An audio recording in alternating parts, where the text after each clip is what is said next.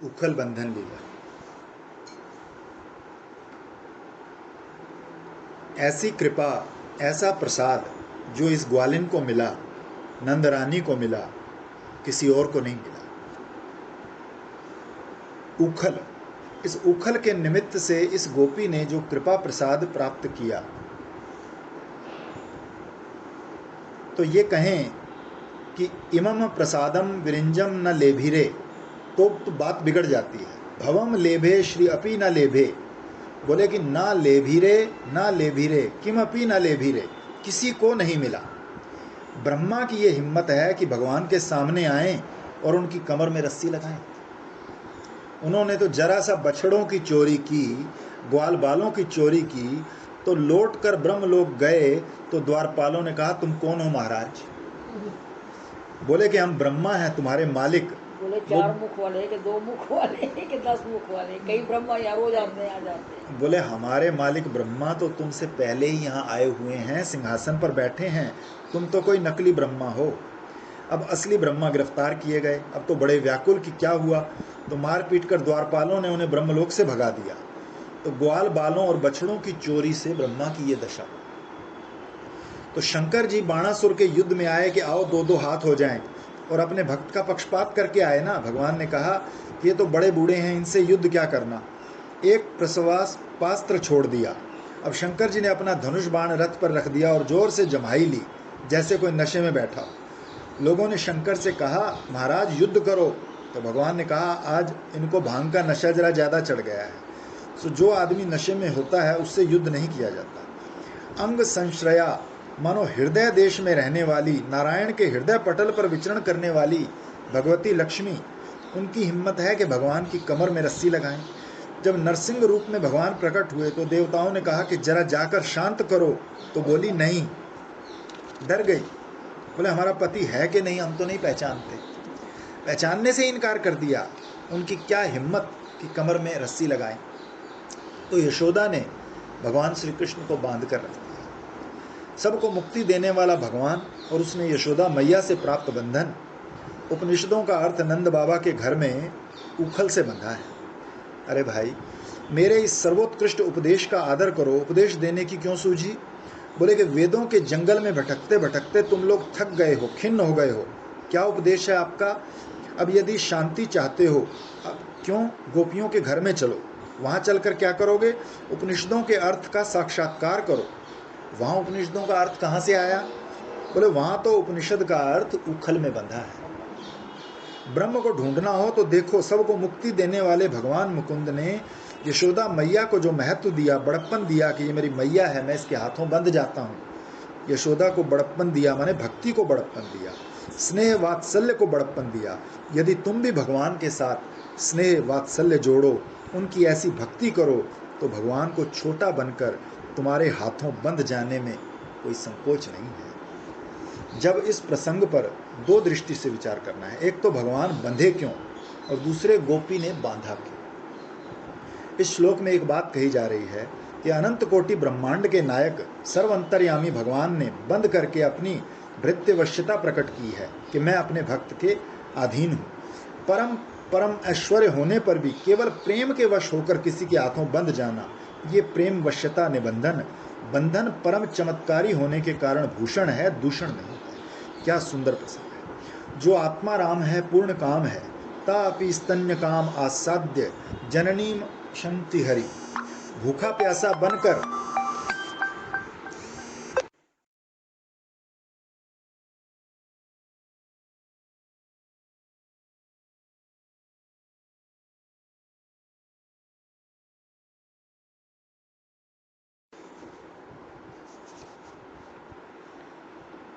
महाकाल यम आदि से भी भीषण होने पर भी मैया से डरकर भागना, और मन से भी ज्यादा दौड़ने वाला होने पर भी मैया के हाथों पकड़ा जाना, आनंदमय होने पर भी दुखी होकर रोना, सर्वव्यापक होने पर भी बंधना, ये अपनी स्वाभाविक भक्तवश्यता भगवान ने प्रकट की। अब इसमें एक दूसरा दृष्टिकोण है कि आखिर यशोदा मैया ने बांधा क्यों। बांधा यों कि जब भगवान बालक बने तो सचमुच वो बालकपन करने लग गए। उनको मैया की दृष्टि से जो नहीं करना चाहिए था वो भी करने लगे। क्या? यदुवंश में पैदा होकर वसुदेव के पुत्र होकर ब्रज में आए। क्यों ब्रज में आए थे? अपनी भगवत्ता छिपाने के लिए। 11 वर्ष कंस पहचाने नहीं कि ये साक्षात भगवान हमको मारने के लिए आए हैं। सो गुप्त रूप में ब्रज में निवास करने के लिए पधारे, और मैया ने जरा डांट दिया कि तूने मिट्टी क्यों खाई, तो अपने मुंह में सारी दुनिया दिखाने लग गए। ये गुप्त रहने का कोई ढंग है? अपने खिलौना जो नंद बाबा हैं उनके बेटे बने हुए हैं, तो क्या किया? अपने मुख के भीतर संपूर्ण विश्व को प्रकट किया। ये कोई ईश्वरत्व को गुप्त रखने की पद्धति नहीं है। इस ऐश्वर्य से तो गोप्यता नष्ट हो जाएगी। ब्रज में आए थे, 11 वर्ष छिप कर रहेंगे तो वो तो उद्देश्य ही भंग हो गया। अब यशोदा मैया ने माखन निकाला, दूध पिलाया, इन्होंने मटका फोड़ा, सब ठीक है, बाल लीला बहुत बढ़िया। पर जब बांधने लगी तो रस्सी का 2-2 उंगल कम होना, फिर वही बात, जैसे मुख में विश्व प्रकट होना। पहले मुख में विश्व प्रकट किया, फिर अब उदर में विश्व प्रकट कर दिया। ये ईश्वर हैं तो क्या हुआ? स्वाभाविक ईश्वरता है और गोप रूपता आगंतुक है। ये बात ब्रज वाले नहीं मानते। ब्रज वाले ऐसे मानते हैं कि श्री कृष्ण की गोप रूपता जो है वो स्वाभाविक है, और ये ऐश्वर्य रूपता ये आगंतुक है।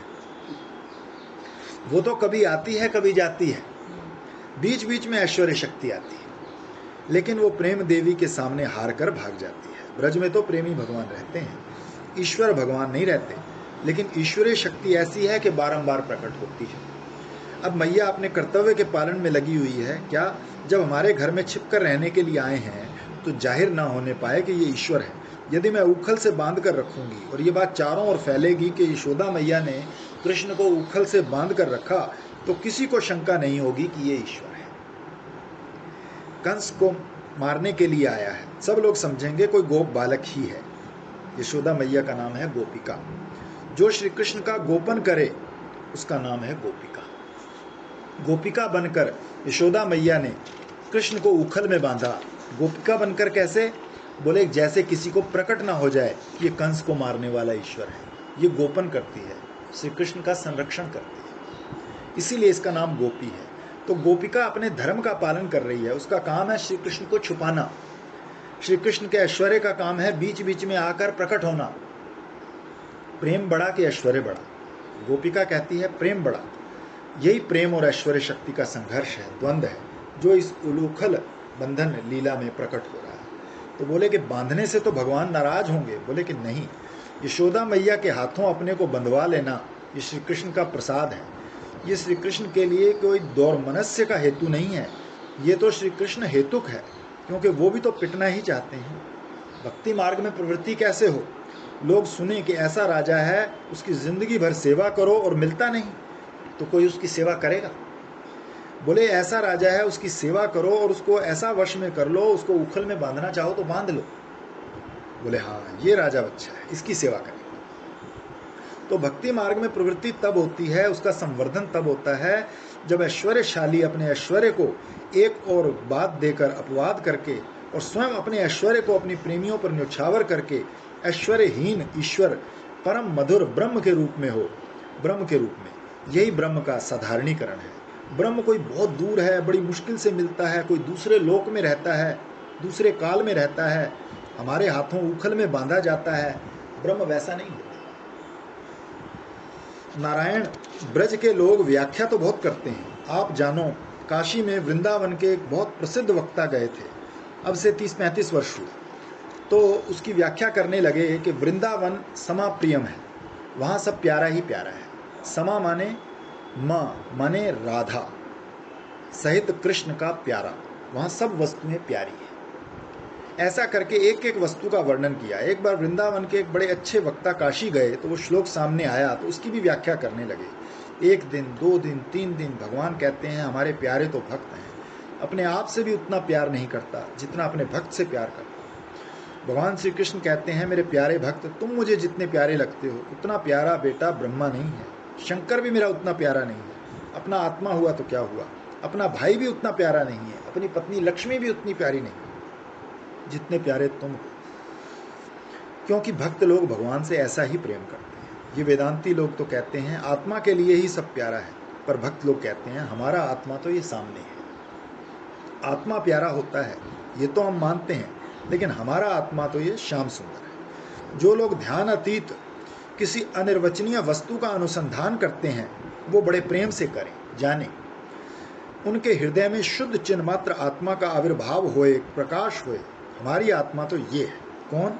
बोले हमारा आत्मा तो ये श्याम सुंदर है। तो भक्त लोग दारागार, वित्त, पुत्र, प्राण सबका परित्याग करके भगवान से प्रेम करते हैं। अब भगवान यदि अपने आत्मा का परित्याग करके भक्तों से प्रेम ना करें तो ये यथा माम प्रपद्यन्ते तास्थैव भजाम्यहम्, ये प्रतिज्ञा कैसे पूरी हो? हाँ जी, तो काशी में उन विद्वानों ने कई दिनों तक इसकी व्याख्या की। तो एक व्याकरण पंडित थे, उन्होंने एक दिन कहा, व्यास जी आपने इसकी व्याख्या तो 7-8 दिन तक की, लेकिन इस श्लोक का जरा अन्वय तो बता दीजिए कि कैसा है। यहाँ लेभीरे क्रिया बहुवचन पड़ी हुई है, नकार 3 है, कैसा बनेगा? तो पंडित जी बोले, भाई देखो, अन्वय की बात तो व्याकरण लोग जानते हैं, हम लोग तो वृंदावन के भावदर्शी हैं, हम व्याख्यादर्शी नहीं हैं। तो श्लोक सीधा साधा है, कोई अज्ञात शब्द नहीं है। अगर प्रत्येक नकार को प्रत्येक के साथ जोड़ देंगे तो क्रियापद असंगत हो जाएगा, और प्रत्येक के साथ नकार को ना जोड़कर गोपी ने तो कोई अनिर्वचनीय वस्तु मुक्तिदाता श्री कृष्ण से प्राप्त की, परंतु ये प्रसाद और किसी को नहीं मिला।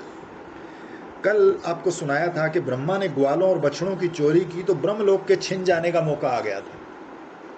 शंकर जी बाणासुर के प्रसंग में आए, सामने पर हार गए। लक्ष्मी जी तो डरती हैं, पर यशोदा मैया ने बांध लिया। क्यों बांध लिया? वही गोपिका वाली बात। जब यशोदा मैया ने बांध दिया तब कृष्ण स्वस्थ हुए, बाल्यावेश समाप्त हुआ। बोले मैया ने बहुत बढ़िया किया। क्या? ये तो अपने मुख में विश्व रूप दिखाने से, पूतना मारने से, शक्तासुर भंजन से, तृणावृत गला घोंटने से, गर्गाचार्य के नाम रखने से हमारा ऐश्वर्य प्रकट होता जा रहा था। हमारी मैया ने बिल्कुल ठीक किया, उखल से बांध। अब हमारे ऐश्वर्य का प्रकाश नहीं होगा, नहीं तो प्रकट हो जाएगा ऐश्वर्य तो लोग सिंहासन पर बिठाएंगे, चंदन लगाएंगे, फूल माला पहनाएंगे, आरती उतारेंगे।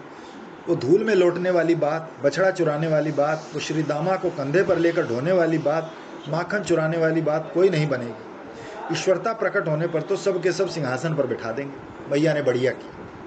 अब तो लोग समझेंगे गोप बालक ही है। इससे ऐसी प्रसन्नता श्री कृष्ण को हुई कि धरती पर यशोदा के समान कोई देवता नहीं। सबको मुक्ति देने वाला भगवान यशोदा मैया के द्वारा उखल में बांधा गया। ऐसे प्रसन्न हुए श्री कृष्ण कि वाह, आज मैया ने सचमुच मैया का काम किया, आज मातृत्व दिखा दिया। तो जब कभी श्री कृष्ण में ऐश्वर्य प्रकट होता है तो मैया उसको छिपा देती है। देखो, देवकी और वसुदेव के सामने ऐश्वर्य प्रकट हुए तो उनको झट याद आ जाती है कि कंस के कारागार में जो चतुर्भुज नारायण प्रकट हुए थे वही हैं।